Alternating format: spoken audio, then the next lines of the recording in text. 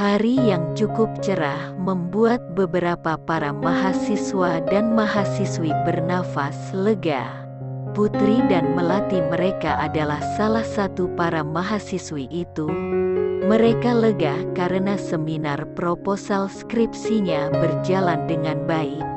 Tinggal membuat skripsi, sidang, wisuda, lulus itulah yang mereka inginkan. Tidak sabar untuk cepat lulus lalu bekerja. Putri Oktaviani mahasiswi tingkat akhir jurusan manajemen. Gadis berusia 22 tahun itu berjalan menuju kantin bersama sahabatnya. Melati berbincang-bincang mengenai masa depan mereka. Putri, jadikan kita pergi ke desa Sukamulyo nanti sore, tanya Melati sambil mengunyah makanan yang baru saja diantar. Jadi dong Mel, kita berdua saja kan? Nanti kita gantian ya nyetirnya, jawab Putri penuh semangat. Mereka akan liburan berdua, menikmati liburan sebentar melepas penat sebelum kembali pada lembaran-lembaran skripsi. Desa Sukamulyo menjadi pilihan mereka untuk liburan. Kenapa ke desa? Karena mereka berdua suka tempat yang jauh dari keramaian, enak untuk menenangkan diri, dan mereka suka menikmati udara perdesaan dibanding perkotaan tempat tinggal mereka sekarang ini. Putri dan Melati sudah bersiap berangkat. Mereka sedang berpamitan pada orang tua Melati, namun siapa sangka orang tua Melati menyuruh Andri, adik dari seorang Melati Anggraini, untuk ikut menemani dan menjaga serta menjadi supir mereka. Mereka bertiga pun mulai meninggalkan rumah Melati. Andri menyetir dan di sampingnya ada kakak tersayangnya, sedangkan Putri duduk di belakang. Putri tidak terlalu kenal dengan Andri. Walau sering main ke rumah Melati, Putri jarang sekali bertemu dengan Andri. Perjalanan pun diisi dengan ocehan Melati, dan Putri hanya membalas ocehan Melati sekedarnya, sedangkan laki-laki yang menyetir hanya bisa diam mendengarkan kakak dan teman kakaknya itu berbicara.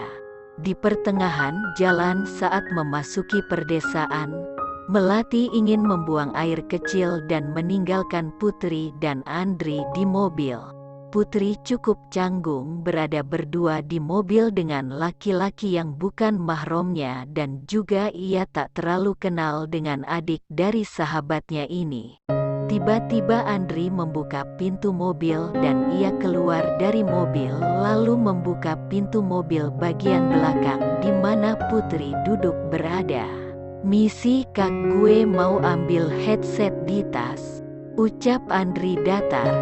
Putri mengangguk dan hendak bergeser, tapi siapa sangka seperti ada yang mendorong Andri dari belakang, membuat ia terjembab dan jatuh menimpa Putri dalam posisi Putri terbaring di kursi mobil.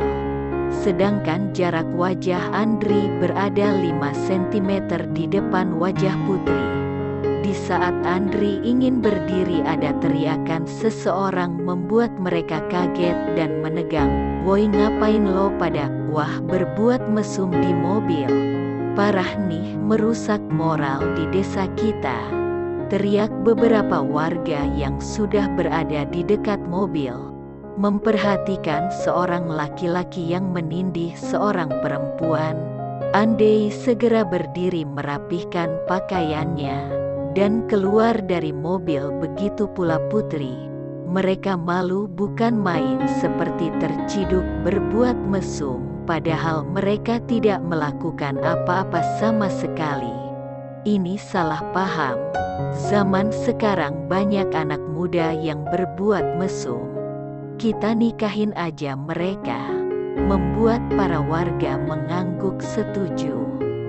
"Tidak, ini salah paham Pak," ujar Putri pelan. "Alah, salah paham gimana, orang jelas kami lihat.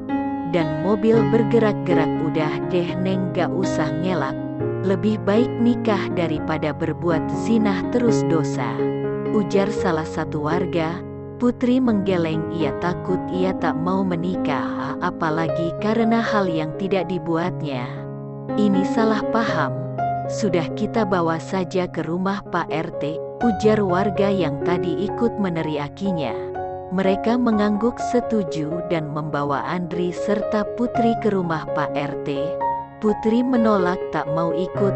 Andri, please lo ngomong dong ke warga. Andri hanya diam saja, entah apa yang dipikirkan Andri saat ini. Lo ada apa ini? Ucap seorang gadis yang ternyata melati. Ia baru datang setelah selesai membuang air kecil di salah satu rumah warga. Mel, tolongin gue. Mereka mau membawa gue dan Andri ke rumah Pak RT. Ucap Putri. Ia ingin sekali menangis, tapi ia tahan sekuat mungkin. Loh, kenapa teman saya dibawa Pak? Tanya Melati heran. Ini teman kamu telah berbuat mesum di mobil dengan pemuda ini. Kami akan bawa ke rumah Pak RT untuk menikahkan mereka segera. Ucap warga yang wajahnya terlihat garang. Apa? Tidak mungkin Pak. Ini teman saya dan adik saya. Ucap Melati. Ya, tapi adik dan teman Mbah sudah berbuat mesum di mobil dan membuat desa kami tercoreng karena ada yang berbuat zina. Tunggu dulu, maksudnya? Tanya Melati sambil menatap Putri dan Andri bergantian. Tidak mungkin kan sahabat dan adiknya berbuat mesum? Sudah kelamaan, kita bawa saja sekarang. Semua warga pun berteriak setuju lalu membawa Putri dan Andri. Melati, gadis itu, segera menyusul setelah mengunci mobil. Di rumah Pak RT pun menjadi ramai karena banyak warga yang ingin tahu mengenai warga yang membawa seorang gadis dan pemuda yang sekarang sedang disidang di rumah Pak RT. Para warga yang membawa Andri dan Putri menceritakan semua yang mereka lihat tadi. Pak RT mendengar dan mengangguk kepalanya mengerti. Nah Pak RT, sesuai aturan di desa ini, bila ada yang berbuat mesum maka harus dinikahkan hari itu juga. Maka mereka harus dinikahkan hari ini juga, ujar bapak kepala botak yang tadi memergoki Andri dan Putri. Baiklah, kita telpon orang tua kalian terlebih dahulu, ujar Pak RT. Andri dan Putri memberi nomor telepon orang tua masing-masing kepada Pak RT. 2 jam berlalu setelah Pak RT menelpon orang tua Andri dan Putri, akhirnya orang tua mereka datang. Pak RT menjelaskan secara baik-baik mengenai kejadian hari ini di desa Sukamulyo. Mah, ini salah paham. Aku gak berbuat apa-apa Mah. Beneran Mah, ucap Putri yang tak kuasa menahan tangis. Mama percaya sama kamu sayang. Kita tunggu hasil dari pembicaraan Pak RT. Warga, Papa dan Papa Andriana, ucap Renata memeluk putrinya. Kamu ini Andri, ada saja bisa ya kamu ceroboh seperti itu. Dan kamu Melati, bukannya mengajak teman kamu malah meninggalkannya dengan Andri, ujar Mama. Andri terlihat kesal dengan kelakuan putra-putrinya. Mah, Andri gak tahu apa-apa, ini salah paham, ujar Andri. Putri, maafkan Tante ya. Coba Tante gak nyuruh Andri ikut kalian, pasti tidak terjadi seperti ini. Maaf ya Bu atas kejadian hari ini, ujar tias Mama Melati dan Andri. Iya, tidak apa-apa Mama Melati.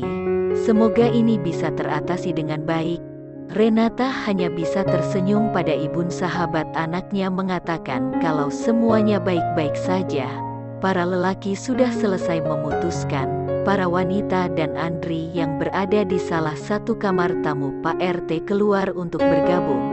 Kami sudah memutuskan ibu-ibu, keputusan sudah bulat dan tidak bisa diganggu-gugat, ucap Pak RT yang bernama Dodi membuat Renata menggenggam tangan Putri.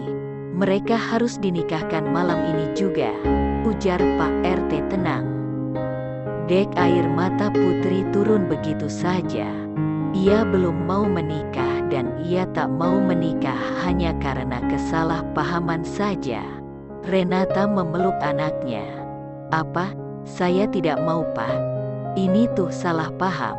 Dan saya masih sekolah, ujar Andri tak terima. Andri, ini keputusannya Papa dan Papa Putri sudah mengajukan permintaan dan ini keputusannya kamu harus nikahi Putri demi kebaikan bersama dan desa ini juga, ucap Adam Papa Andri. Tapi Pak, Andri terdiam saat papanya melotot tanda tak mau dibantah. Kami tidak bisa berbuat apa-apa selain menikahkan kalian.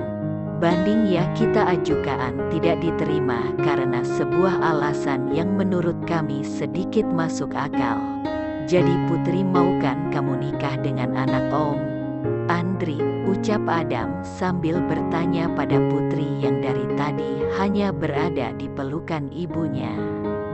Putri memandang ke arah papanya. Bram dan Renata mengangguk kepada putrinya. Putri tak menjawab, membuat semua yang berada di situ beranggapan Putri setuju. Sebelum akad nikah dimulai, Bram meminta waktu untuk berbicara pada keluarganya dan keluarga Andri. Pak RT mempersilahkan dan meninggalkan dua keluarga itu di ruang tamunya, memberikan privasi pada keluarga tersebut. Saya tahu ini pernikahan di luar kendali kita. Tapi yang saya mau bicarakan, ini adalah pernikahan dan sakral walau hanya sah secara agama, tapi ini bukan main-main. Putri Papa percaya kamu tidak mungkin melakukan hal tersebut. Tapi warga sini percaya karena mereka melihat sendiri kejadiannya. Mungkin ini salah paham, tapi Papa dan Pak Adam tidak bisa menolak permintaan warga desa. Mereka ingin kalian menikah karena tak ingin desa ini menjadi sial. Mereka masih percaya pada hal tabu. Beda dengan orang kota seperti kita. Kami menghargai keputusan mereka dan kami setuju untuk menikahkan kalian. Dan anggap saja kami menjodohkan kalian. Jadi Papa harap kamu dan Andri ikhlas menjalankan ini, ucap Bram panjang lebar. Andri, kamu harus siap ya. Papa tahu ini dadakan, tapi ini yang terbaik. Mungkin ini emang jalan buat kalian. Semoga kalian bisa menjalankannya dengan ikhlas. Untuk pernikahan kuah kita urus nanti, tambah Adam. Putri dan Andri tak bisa menjawab apapun. Melati gadis itu hanya bisa menyemangati sahabatnya. Kalau ini yang terbaik, adik kesayangannya akan menikah dengan sahabat karibnya. Hening sejenak, hingga Andri bersuara, Kak Putri mau mahar apa? Putri mendongak lalu menatap laki-laki yang akan menikahinya. Terserah, jawab Putri. Ia tak mau memberatkan, apalagi ini nikah dadakan. Andri menggaruk kepalanya yang tak gatal lalu mengeluarkan dompet di kantung celananya. Kebetulan sekali Andri sudah mengambil uang di ATM. Ia mengeluarkan semua uang yang ada di dompetnya lalu dihitung uang di dompet Andri, semuanya ada Rp896.500 dan dijadikan sebagai mahar. Karena nikah yang dadakan, semuanya setuju dan siap melaksanakan akad nikah.